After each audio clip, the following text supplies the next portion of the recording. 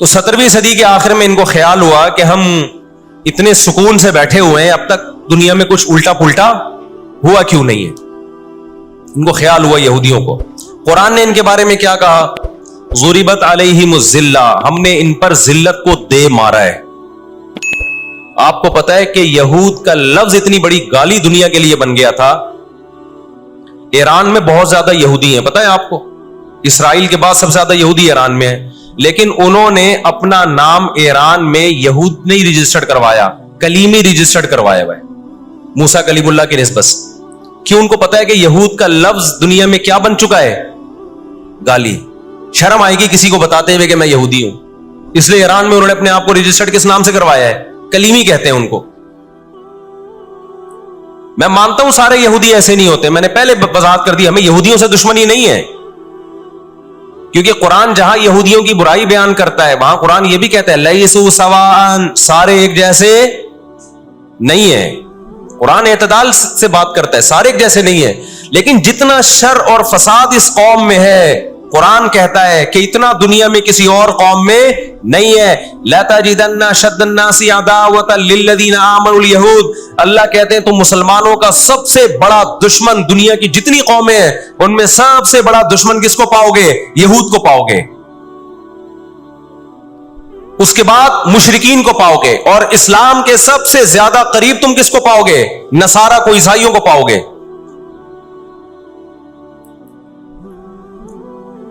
تو ان کو بہت عرصے سے, صدیوں سے کچھ دنیا میں ہوا نہیں تھا, تو ان کو بیٹھے بیٹھے پریشانی ہونا شروع ہو گئی.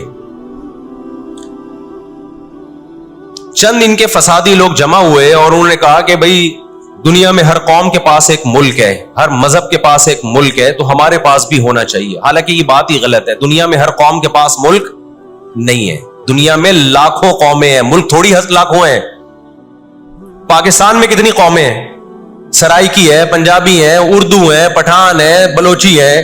اگر قومیت کی بیس پہ ملک بنانا شروع کر دیں پھر تو ایک ایک انچ کے ملک وجود میں آئیں گے. پھر سرائکیوں میں جائیں گے تو سرائکیوں میں 20 قومیں ہیں, پٹھانوں میں جائیں گے پٹھانوں میں 40 قومیں نکلیں گی, مہاجروں میں جائیں گے ان میں صدیقی الگ ہے, ہاشمی الگ ہے, 20 قسم کے, بہاری الگ ہے. وہ تو قوم در قومیں بڑھتی چلی جائیں گی. انہوں نے کہا دنیا میں ہر مذہب کے پاس ایک ملک ہے. حالانکہ یہ بات بھی, سکھوں کے پاس کوئی الگ ملک ہے؟ کوشش کر رہے ہیں وہ بنانے کی, لیکن اب تک کی رپورٹ کے مطابق نہیں ہے. بہت ساری دنیا میں مذہب ہے جن کے پاس کوئی کنٹری. مذہب کی بیس پہ حکومت دنیا میں 3 قوموں نے کی ہے, مذہب کی بیس پہ, جو آسمانی مذاہب ہیں, یہود, عیسائی اور مسلمان.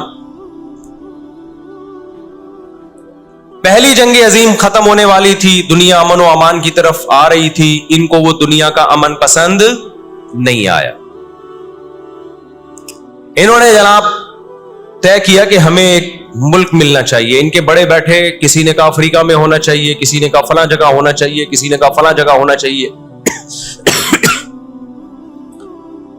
ان میں چند شرارتیوں کو خیال آیا کہ اگر ہم کسی بھی ملک میں کسی بھی زمین پہ اناؤنس کریں گے نا یہاں ہم نیا کنٹری بنانا چاہتے ہیں, تو ہمارے یہود خود اس پہ آمادہ نہیں ہوں گے. اس لیے کہ جو شخص کسی ملک میں سکون اور اطمینان کے ساتھ رہ رہا ہے, کوئی یہودی, تو وہ کیوں آئے گا ہجرت کر کے وہاں پہ؟ سمجھ میں آ رہی ہے بات؟ بھائی آپ کسی کنٹری میں امن اور سکون کے ساتھ ہو, اعلان ہوتا ہے ان لوگوں کے لیے وہاں الگ ملک بن رہا ہے, تو آپ کہو گے مجھے جانے کی کیا ضرورت ہے جب میں یہاں سکون اطمینان سے ہوں, مجھے تمام حقوق حاصل ہیں. یہودیوں کو پوری دنیا میں ہر قسم کے حقوق حاصل تھے, اور سب سے زیادہ یہودیوں کے ساتھ اچھا سلوک مسلمان خلفاء نے کیا ہے. یہودی خود اس کے معترف ہیں کہ مسلمانوں کی اور ہماری جنگیں وہ بنو قریظہ اور بنو نذیر کے بعد, وہ جو مدینہ کے دور میں اس کے بعد کبھی بھی نہیں ہوئی ہیں. مسلمانوں کی لڑائیاں یا تو اہل فارس سے ہوئی ہیں, ایران جو پہلے کا ایران تھا, یا عیسائیوں سے ہوئی ہیں, یہودیوں سے جھڑپیں نہیں ہوئی ہیں.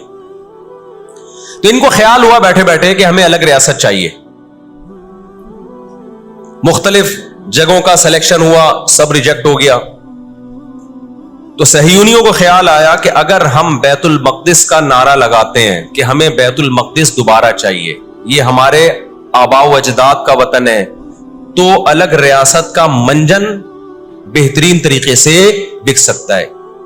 مذہبی لوگ جہاں لوگوں کو صحیح گائیڈ کرتے ہیں، خوب سمجھ لو مذہب کے نام کا منجن بھی مذہب میں ہی بکتا ہے. آج بھی ایسا ہو رہا ہے. بہت سی مذہبی تحریکیں لیبل کس کا لگا رہی ہوتی ہیں؟ اسلام میں بھی ایسا ہی ہے. جہاں اسلام میں آپ کو اچھی تحریکیں ملیں گی وہاں ایسی تحریکیں بھی ملیں گی کہ لیبل کس کا لگایا جا رہا ہوتا ہے؟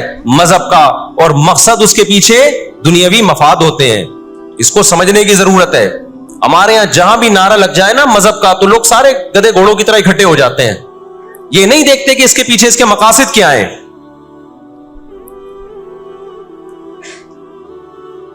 تو نعرہ یہ لگایا گیا، اللہ کرے میں جلدی سے مختصر ہسٹری سمیٹ دوں پھر آپ کے سامنے بات رکھوں. نعرہ یہ لگایا گیا کہ چونکہ بیت المقدس ہمارا تھا، یعقوب علیہ السلام، یوسف علیہ السلام، موسیٰ علیہ السلام اور جتنے پیغمبر گزرے، یحییٰ علیہ السلام، زکریا علیہ السلام، ان سب کا مرکز کون سی جگہ ہے؟ ارض مقدس فلسطین. تو فلسطین کے نام پہ پوری دنیا سے یہودیوں کو فلسطین میں جمع کرنا ہمارے لیے پاسبل ہے. مگر یہودی بکھرے ہوئے تھے، ان کے پاس اتنی طاقت نہیں تھی. دو سازشیں انہوں نے کی ہیں. نمبر ایک، تجارت اپنے کنٹرول میں لو. قرآن کہتا ہے وَأَخْذِهِمُ الرِّبَا وَقَدْ نُهُوا عَنْهُ، اللہ نے ان پر سود لینے پر پابندی لگائی تھی. انہوں نے دنیا کو سود کے نظام میں لپیٹ دیا. پوری دنیا کی دولت مرتکز ہو کے کس کے پاس آنے لگی؟ یہودیوں کے پاس.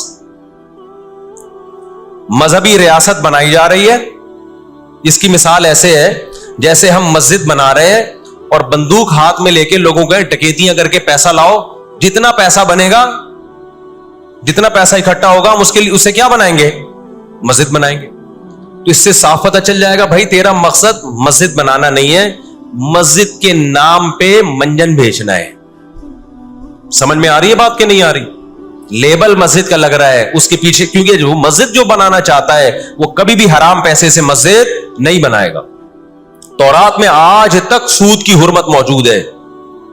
قرآن نے بیان کیا کہ ان کو ہم نے سود لینے سے منع کیا، لیکن انہوں نے سود لینا شروع کر دیا. بڑے بڑے بینک آج کس کے پاس ہیں؟ ان کے تانے بانے سارے کس سے جا کے ملتے ہیں؟ یہودیوں سے. بیٹھے بیٹھے پیسہ جمع کرنا شروع کیا. تبھی تو میں کہتا ہوں یہ جو بڑے بڑے جنرل اسٹور بنے ہوئے ہیں نا، مال بنے ہوئے ہیں جو بینکوں سے سودی قرضہ لے کے کروڑوں روپے پھونک دیتے ہیں، اس کے بجائے نا اپنے ان غریب دکانداروں کے پاس جایا کرو جو اپنے باپ کی کمائی سے، وراثت کے پیسوں سے دکان بنا کے بیٹھے ہوئے ہیں.